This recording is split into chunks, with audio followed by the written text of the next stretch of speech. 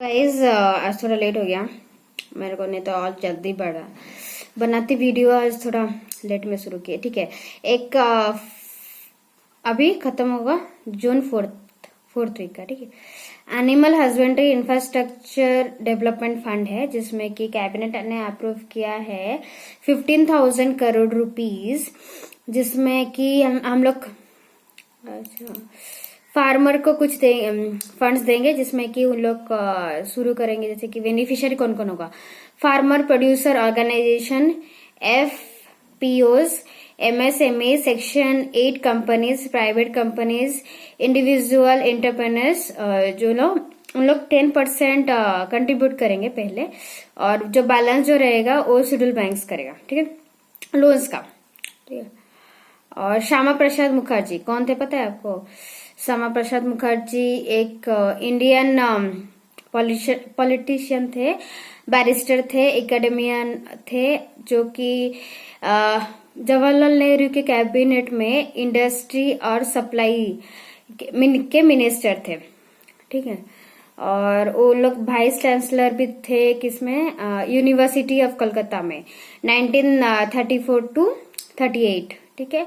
Bengal legislative council में भी थे 1929 में, ठीक है। कॉन्स्टिट्यूशनल असेंबली में तो रहते हैं।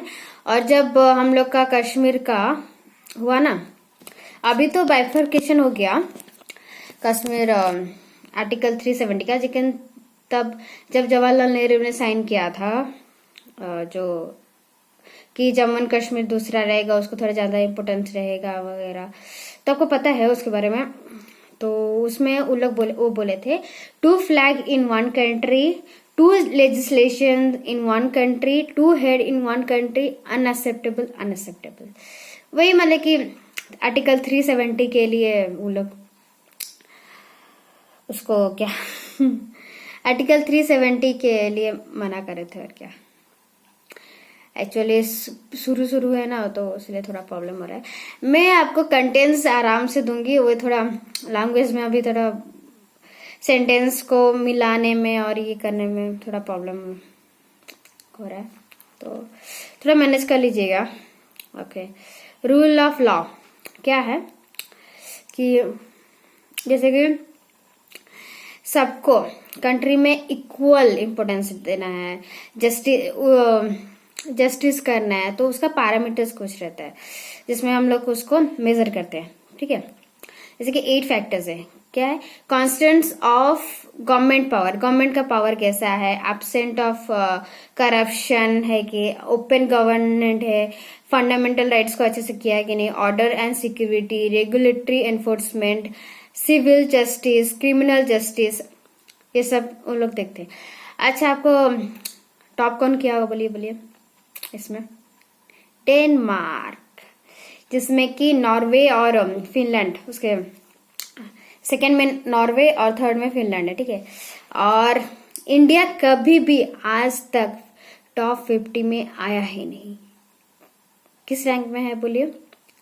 69, ठीक है, 69। सीक्रेट बैलेट है, ठीक है। सुप्रीम कोर्ट ने बोला है कि फ्री एंड फेयर इलेक्शन के लिए हम लोग सीक्रेट बैलेट करना चाहिए, जिसको भी बोलते हैं ऑस्ट्रेलियन बैलेट। क्यों? देखो, किसमें कभी कभी पॉलिटिकल प्रेशर रहता है कि इसको प्रिफर करो, उसको प्रिफर करो, अपना को खुद का मर्जी नहीं रहेगा, तो इसीलिए वो लोग सीक्रेट बैलेट यूज करते हैं, ताकि खुद का भी अगर चेंज करने का मन करे, किसी को और दूसरे पार्टी को देने का मन करे, तो हम लोग दे सकते हैं ना। नहीं तो आर्टिकल नहीं, शेड्यूल 10 लग जाएगा ना, एंटी डिफ्लेक्शन लॉ। तो जस्टिस खाना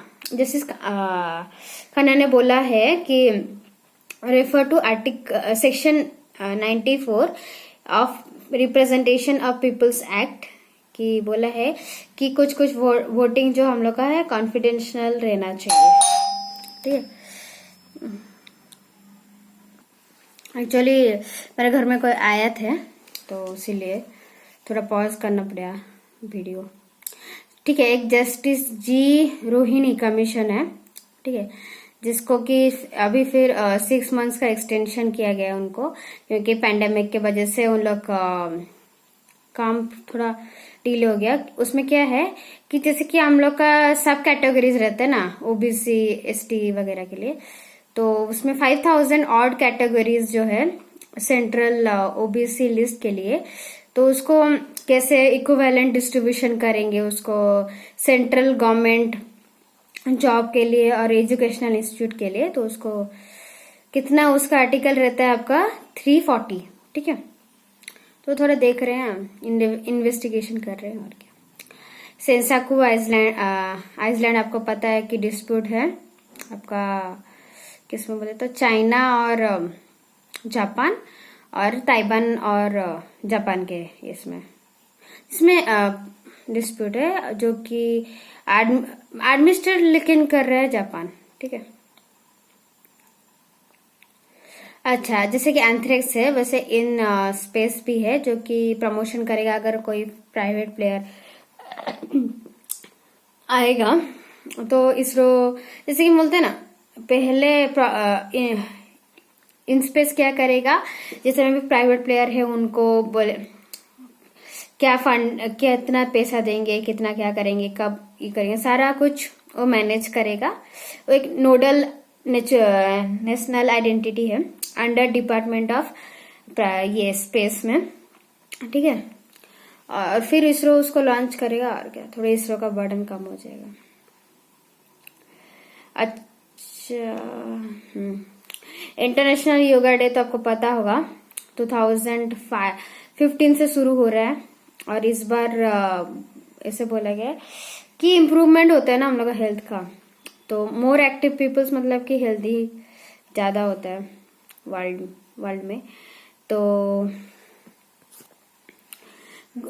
योगा को UNESCO in tangible cultural heritage of humanity of India कब दिया गया, 2016 में। ठीक है, एक सांसद आदर्श ग्राम योजना है। देखिए मेरा कभी कभी बोलना में थोड़ा प्रॉब्लम हो जा रहा है क्योंकि मैं इसको डायरेक्ट लाइव की जैसा ही कर रही हूँ।